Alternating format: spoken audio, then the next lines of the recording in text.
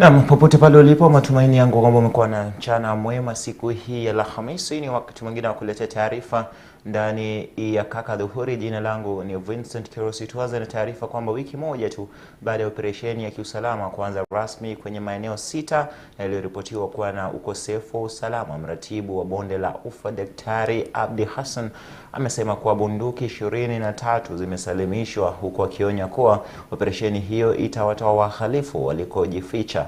Operesheni hiyo inaendelea katika kaunti za Samburu, Laikipia, Baringo, Pokot Magharibi, Samburu na Elgeyo Marakwet. Asasi za usalama zinajitahidi kuimarisha usalama maeneo hayo, Abdi Hassan akidokeza kuwa hali ya utulivu imerejea. We are safe and secure. The only incident that we had was yesterday in Kainuk, where bandits attempted to raid police and also attack members of KDF, and in the process I think they met what they were looking for, and they were repulsed, and we also arrested 2 bandits. These bandits are already charged in court, and investigations are continuing. We also recovered 1 firearm. But in total, as we speak now, we have recovered a total of 23 firearms which were surrendered voluntarily, mainly in Samburu County and Turkana. We continue to appeal to anybody who is in possession of illegal firearm or firearms to surrender as required. We are only after criminals, after bandits. Law-abiding citizens will not be affected, will not be targeted, will not be harassed. We are carrying out what is called intelligence-led operation, which will only smoke out those criminals and deal with them according to the law. My appeal to the people in that region is to ask them to collaborate, to support the government agencies within those areas. Waziri wa Elimu Ezekiel Machogu amesema kwamba serikali itafanya kila juhudi kuhakikisha kwamba vyuo vikuu vya serikali vitaweza kujikimu kifedha. Akizungumza kule Mombasa alipohudhuria ufunguzi wa kongamano la kwanza la mgao wa fedha kwa vyuo vikuu, Machogu aidha amesema kuwa ni lengo la serikali kuona kwa elimu ya chuo kikuu inakuwa nafuu kwa kila mwanafunzi.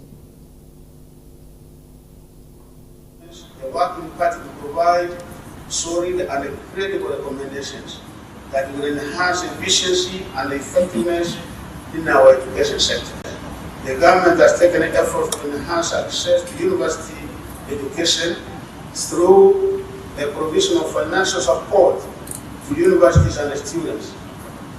Presently, this is done through the differentiated unity cost formula, by which the government is required to provide 80% of the differentiated unity cost per student. This formula set the foundation for enhancing access to quality and relevant university education. However, the current financial challenges in our universities are a proof that more work has to be done. As you all know, there have been challenges in the provision of capitation for students. Since 2017, the number of students qualifying for university entry has been growing, with the matching need for increased government funding. The 2022 Kenya Certificate of Secondary Education Research, 173,345 students attained C+ and above, and will therefore be placed in public and private universities. If all of them are sponsored by the government, the number of students eligible for funding will grow from the current 449,961 students to 599,349 students. Even as the number of students qualifying for government funding has grown, there has been no matching increase in funding for universities. In this financial year, for instance, the funding requirement for public universities is Kenya shillings 71 billion 945,049,600 against the approved allocation, cited the money we received, which we sent out to. Tusalie katika kaunti ya Mombasa ambapo serikali ya kaunti hiyo imezindua mpango wa lishe kwa jina Food for Education unaolenga kutoa chakula shuleni kwa wanafunzi wa chekechea ili kuwavutia wanafunzi wengine shuleni. Mpango huo ambao ulizinduliwa rasmi na gavana wa kaunti hiyo Abdulswamad Nasir katika shule ya msingi ya kwa Hola Changamwe utahakikisha kwa takriban wanafunzi 11,000 wamepokea chakula shuleni. Kulingana na gavana Nasir ni kuwa sasa wanalenga shule za umma. Hata hivyo, iwapo watapokea ufadhili zaidi, mpango huo utapanuliwa hadi kwa shule za chekechea za kibinafsi. Akiwa ana njaa. Hii program hii tumeianzisha ni ECD za umma. Kwa lugha nyingine ya kimtaani ni shule za nasari zile ambazo kwamba ni za serikali. Na hii program sitaki kusikia mzazi amelipa wacha shilingi. Mimi nitateta na watu nikisikia kwa mzazi alilipa ndururu. Wacha shilingi.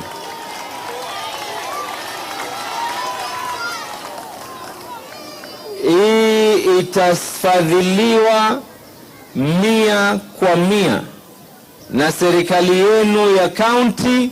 Tumesema tutamshika mkono governor ili hii safari yake ambayo anaendeleza kuhakikisha watoto wa shule hawakai na njaa na mengine aweze kuendeleza mbele, si ndio? La siku bure kabisa, hawatalipata pesa kidogo.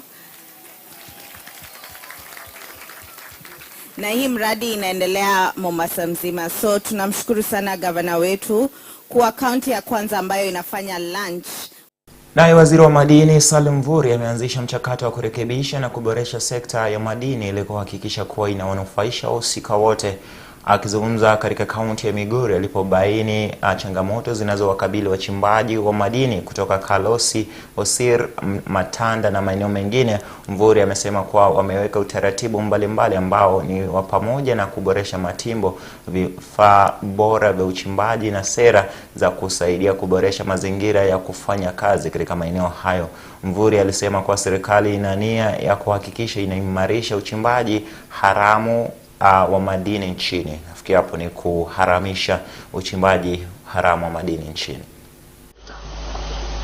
Because we know here in Migori, apart from gold, there is also copper.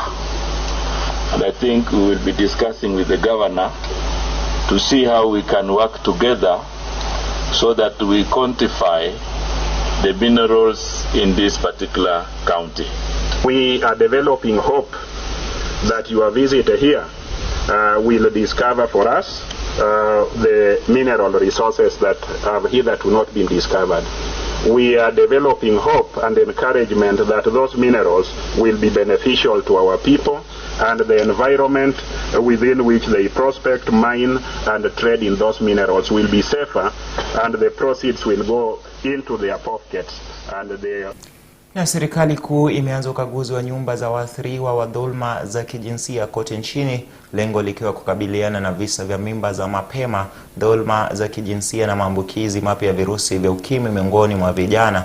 Mshauri wa rais wa masuala ya haki za wanawake Harriet Shegai amesema kuwa tayari ofisi yake imebuni mfumo wa ushirikiano ili kubuni ratiba itakayotumiwa kukabiliana na majanga hayo matatu. So we have to tailor-make all these safe houses to be able to address the need on the ground. Key point is, can these safe houses be self-sustaining? That is why I'm here today, because you find that all these safe houses have been constructed, but none of them is working, none of them is admitting victims. And those which are admitting victims, the victims then are not able to sit in. So the question is why? So that is why I'm here, so that by the time we are going back to our offices, we get to know exactly what needs to be. Wafanyabiashara eneo la Watamu kaunti ya Kilifi wanakadiria hasara ya mamilioni ya pesa baada ya moto mkubwa kuteketeza hoteli 4 eneo hilo, katika moto ambao chanzo chake bado hakijabainika. umeteketeza na kuacha wamiliki bila chochote cha kuokoa. Kulingana na wahudumu kwenye moja ya hoteli iliyoteketezwa ni kwa kulikuweko karibia watu 174 kwenye vyumba vya kulala, ila hakuna aliyepatikana katika janga hilo, bali kuna wale wanaouguza majeraha madogo ya moto. Wamiliki wa hoteli hizo wanakadiria hasara kutokana na kuchelewa kwa magari ya kuzima moto, wakidai utepetevu wa serikali ya kaunti ya Kilifi. Level best with the 2 pumps, but unfortunately the fire was stronger and faster than us, and it's hitting the main restaurant and almost the 60% of the hotels. Thanks God nobody is get seriously injured, just a couple of people. They, as far as I know, they get burned on the legs, and we are already recovering all the guests in another hotel. We are giving water now, we are giving support to all the guests, and I think it's gonna be okay. I think moto umeanza Mbuyu, ukafika Barakuda, uka-affect our sister hotel which is SDA, ikaendelea. I think over 4 hotels zimekuwa affected. But tunapata changamoto kubwa sana when it comes to fighting fire in Watamu. In Watamu we have over 17 hotels spread up to Jacaranda. We called the fire brigade like 3 hours ago. Hakuna msaada tumepata. Fire brigade imekuja imechomeka, imevunjika hapa. I don't know, it broke down somewhere hapa hivi. We have hospitality. We bring people from Europe. If the government doesn't help tourism, how can Kenya grow? How can Kenya grow ahead? Kenya will be the same. It will not go ahead. The fire is here, 150, the fire, how do you call the brigade of the fire is here at 150 meters from Barakuda, stuck, because there is no maintenance. The engine is broken. No people, no government invest on facilities. As Madam Dama is right, this is not supposed to be. Baada ya kuzunguka katika pembe za taifa la Kenya, sasa ni wakati wa kutupa jicho katika taarifa za duru za kimataifa.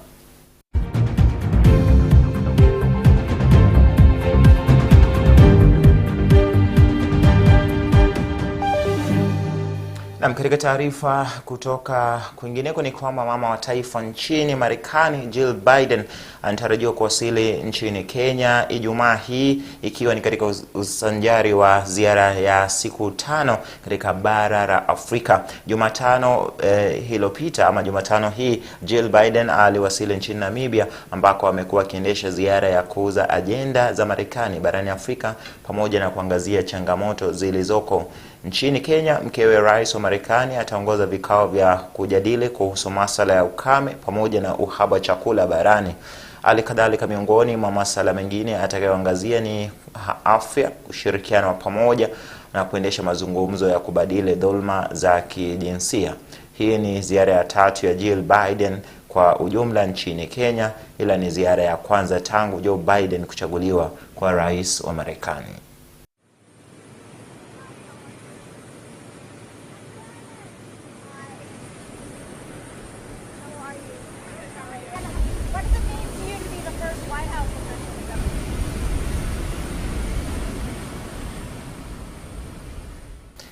Naam, sasa tuangazie yaliyojiri katika viwanja vya michezo.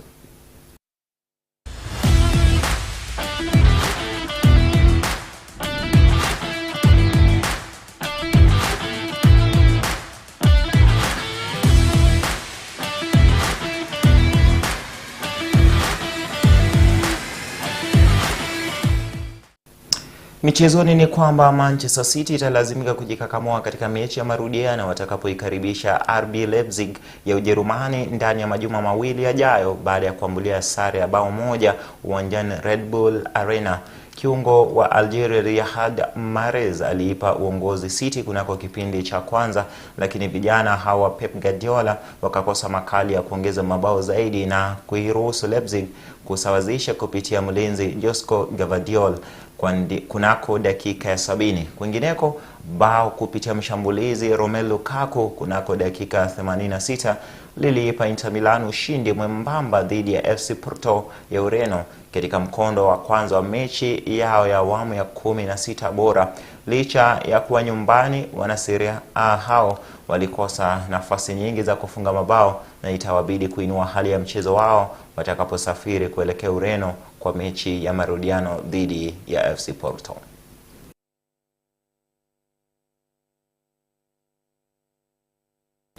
Kwenye ratiba ya ligi ya Europa, Barcelona itawakosa wachezaji Pedri na Ousmane Dembele kutokana na majeraha walioyapata watakapocheza dhidi ya Manchester United mkondo wa pili wa mechi ya awamu ya 32 bora usiku wa leo katika uga wa Old Trafford. Kwingineko, timu nyingine zitakazo sakata usiku wa leo ni pamoja na Ajax dhidi ya Union Berlin, Juventus dhidi ya Nantes, Monaco dhidi ya Leverkusen na Roma dhidi ya Salzburg.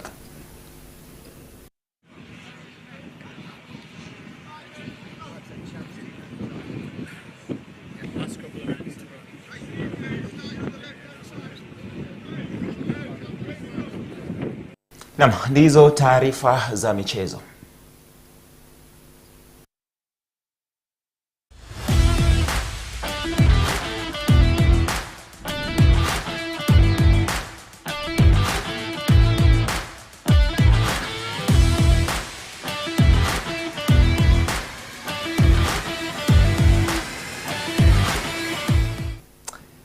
Dakika 25 baada ya saa 7 dhuhuri tatilia kikomo hapo katika taarifa zetu za Kaka Dhuhuri, lakini mwisho huu ndio mwanzo wa maandazi ya taarifa za Kaka Machweo. Mtazamaji, atakaporidhia Mwenyezi Mungu, mimi na wewe tuweke miadi, tuungane tena itakapogonga saa 1 jioni ndani ya taarifa za Kaka Machweo. Jina langu ni Vincent Kerosi na kutakia chamcha chema. Kwa heri kwa sasa.